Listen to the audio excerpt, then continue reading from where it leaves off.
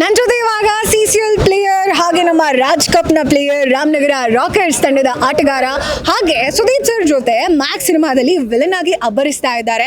Daali sir ಜೊತೆ ಉತ್ತರಾಖಂಡದಲ್ಲೂ ಕೂಡ ಮಾಡ್ತಾ ಇದ್ದಾರೆ. ಹಾಗೆ ಇವರ ಚಿತ್ರಗಳು ಕೂಡ ಹೀರೋ ಆಗಿ ಮಾಡ್ತಾ ಇರೋದು ರಿಲೀಸ್ಗೆ ರೆಡಿ ಆಗ್ತಾ ಇದೆ. ಎಸ್ ಕರಣ್ ಆರ್ಯ ಸರ್, ಕ್ರಿಕೆಟಾ ಆಕ್ಟಿಂಗಾ? ಹಾಯ್, ಫಸ್ಟ್ ಆಫ್ ಆಲ್ ಎಲ್ರಿಗೂ ನಮಸ್ಕಾರ.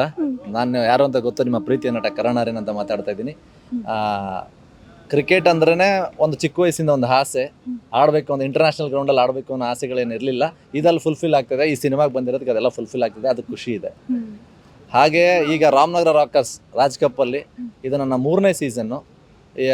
ಲಾಸ್ಟ್ ಇಯರು ಫಸ್ಟ್ ಸೀಸನ್ ಆಡಿದ್ದು ಡಾಲಿ ಅವ್ರ ಜೊತೆನೆ, ಸೆಕೆಂಡ್ ಸೀಸನ್ ಆಡಿದ್ದು ಡಾಲಿ ಅವ್ರ ಜೊತೆನೆ, ಥರ್ಡ್ ಸೀಸನ್ ಆಡ್ತಾ ಇದ್ದೀನಿ ಬಿಕಾಸ್ ಮಿಸ್ ಮಾಡ್ಕೋತಾ ಇದ್ದೀನಿ ಈ ಸಲ.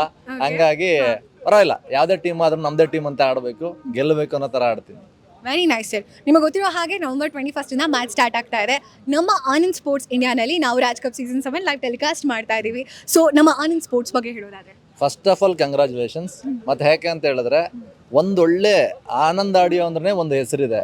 ಆ ಹೆಸರಿಂದ ಇನ್ನೊಂದಷ್ಟು ಏನಪ್ಪ ಅಂತಂದರೆ, ಇವಾಗ ಆನಂದ್ ಆಡಿಯೋದಲ್ಲಿ ಲೈವ್ ಬರ್ತಾ ಇದೆ ಅಂದರೆ ತುಂಬ ಖುಷಿ ಇದೆ. ಯಾಕೆಂದರೆ ಎಲ್ಲರೂ ಬಾಯಲ್ಲೂ ಫಸ್ಟ್ ಆಫ್ ಆಲ್ ಫಸ್ಟ್ ಬರೋ ಹೆಸರೇ ಆನಂದ್ ಆಡಿಯೋ ಅಂತ, ಅದರಲ್ಲೇ ಲೈವ್ ಬರ್ತಿದೆ ಅಂತ ತುಂಬ ಖುಷಿ ಇದೆ.